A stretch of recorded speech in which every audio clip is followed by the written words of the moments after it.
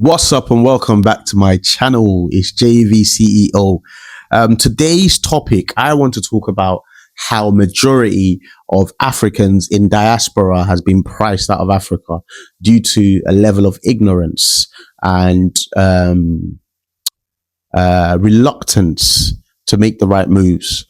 Right, I've talked about this on Snapchat for a number of years. If you remember those that used to have me on my old Snapchat. In fact, you know what? I have a conspiracy theory. Maybe the system and the forces, and as some may call it, the matrix, do not want us flourishing in Africa. Because when my Snapchat got banned, I literally was just talking about, oh, I'm so happy I came out to Nigeria. I was able to get my wedding done. It was a great wedding. Didn't borrow a penny and so on and so forth. You guys should consider Africa, try and move into Africa, test it out for a year and so on and so forth. And in the middle of that, my Snapchat got blocked. But anyway, so now have you started to look at the trend in Africa across all African states, countries, not just Nigeria? It's exploding in price. The reason being, a lot of you haven't figured it out. Africa is, and very soon I would start using the word was, but Africa is the last cheap place on earth. Think about it. Africa is the last cheap place on earth that is still desirable, but you've chosen not to be part of the first movers. I had my first foray into Africa in the year 2011 when I bought my first piece of land. And so far, Africa has been great. It's been fantastic. In fact, I've managed to build, a bulk of my net worth in Africa. My new businesses I trialed out and launched in Africa. A lot of the things that I'm looking at, I'm gearing towards Africa because, Africa has a great young population, incredibly intelligent, but also it just has the best runway. I always see Africa as, think of, like a farmland. You have one farmland that is completely open, full of manure and fertilizers. And then you have another place that's full of big oak trees and massive, humongous trees. If you plant something in the second place, chances of you succeeding is very slim. Whereas if you use that first farmland, you're almost guaranteed to succeed. That's literally Africa for you. Everybody's roaring to go. And the truth of the matter is, those living in Africa would say, oh, it's difficult. But if you have that extra pair of eyes, that extra pair of eyes comes by being exposed. And that inherently comes by living abroad. So for those of us in the diaspora that has lived abroad, maybe you were born abroad, you've lived abroad for a long time, there is an extra pair of eyes that you have that you probably don't realize that you have, but you do have it. And if you took that to Africa, you would flourish. So I say that to say the prices are running away from you.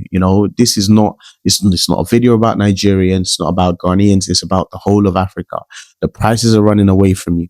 If I use Nigeria as an example, you start to look at Lagos. Lagos has become so unaffordable.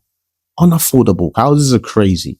From Ikoyi to Victoria Island to Lekki to Chevron to Orchard to many, many areas. It's just unaffordable, and I just think the time is now, even though the time was, 10 years ago, but the time is still now. And if you could sort of jump into that wave, I think you would really, get a lot of benefit out of it. I think this generation are more in tune with moving back, but I think the lack of resource and lack of investments that we've made is making it difficult for us. Let's think about our parents. A lot of our parents actually have homes in Africa, whether it's a home in a township and a home in a village. But now you come to us, we don't have a home. Well, when I say we, I'm saying generally speaking. Most people watching this video, they don't have a home in England and they also don't have a home in Africa. So that means now you're stuck here and you're stuck there. There is nowhere that you can call home. But at least if you took one place and you built heavily in it, you know what, if another 10 years goes by in the UK and it really doesn't work, I could always go back to Africa and I've got a foothold to get things started. I've got a springboard to, lift off. If I'm honest with you, I think I've noticed a trend. Like sometimes, I love properties. I love looking at properties in South Africa, Kenya, Ghana. I've always liked the idea of just owning properties throughout Africa, Zanzibar, and so on and so forth. In fact, I take it a step further. I say to my wife, I'm like, look, I want to, for the time being, that's not to say I'd never go to other places. Look, I've just come back from the DR and Colombia and whatnot, but I want to even end up holidaying in Africa. I just feel like Africa has so much to offer, if that makes any sense. And I've also noticed a trend, right? The trend is there are a lot of non-Africans that are piling into Africa. If you come into Kenya, come into Ghana, you come into Nigeria, come into Uganda, there's a lot of Chinese influence. For example, Nigeria, Chinese are building factories.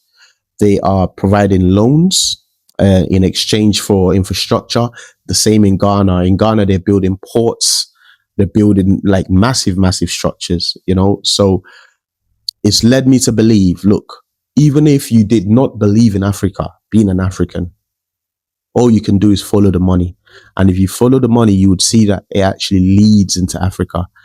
Nigeria, I think they're about to open the stock market to foreign investment.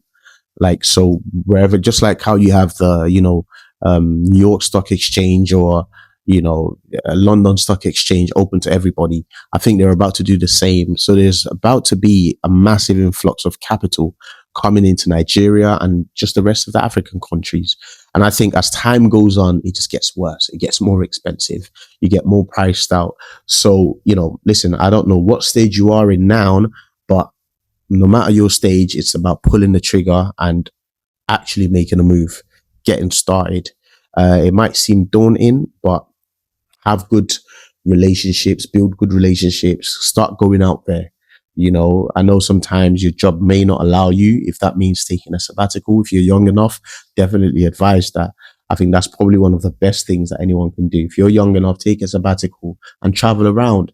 But when I say travel around, don't just travel for the sake of experiencing, a holiday.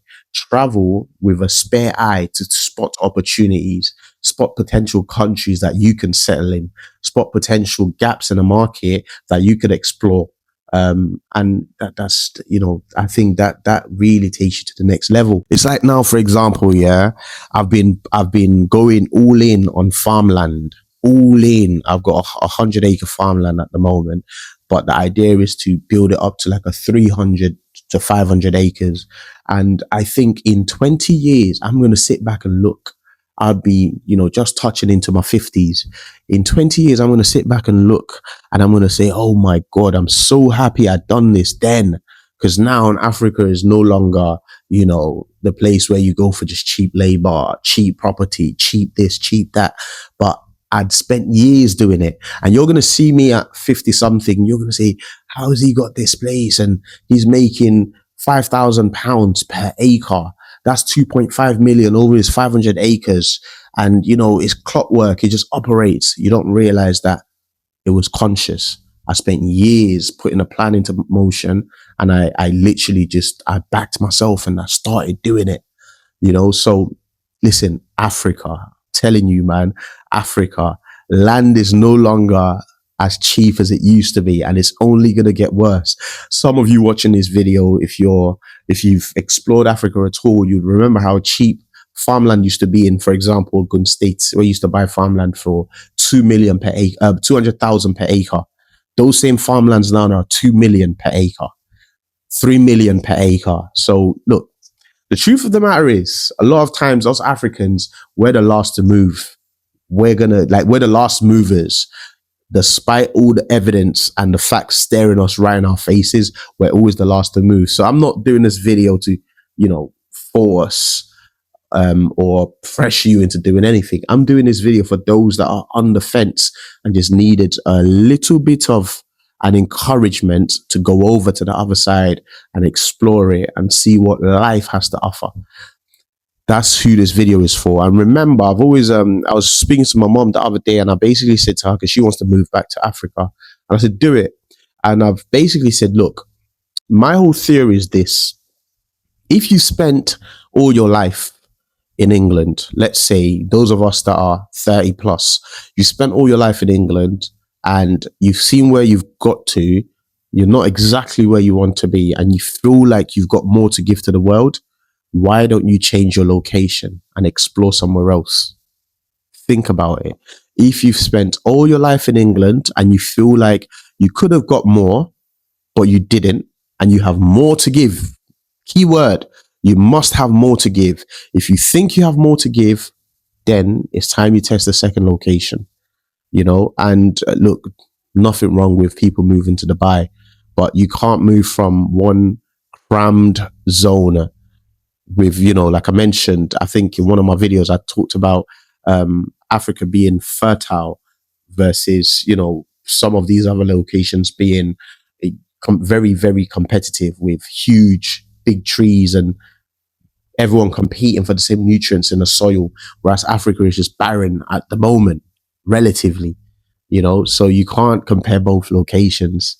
I done Dubai for a few months, and listen, from Dubai I came to Nigeria, and I never looked back, and now I'm always in between Nigeria and London, or Nigeria and England. So listen, consider it. It could be the key to you unlocking the better part of you in future. Africa is the future, and Africa is now. Thank you. Make sure you like, comment, and subscribe.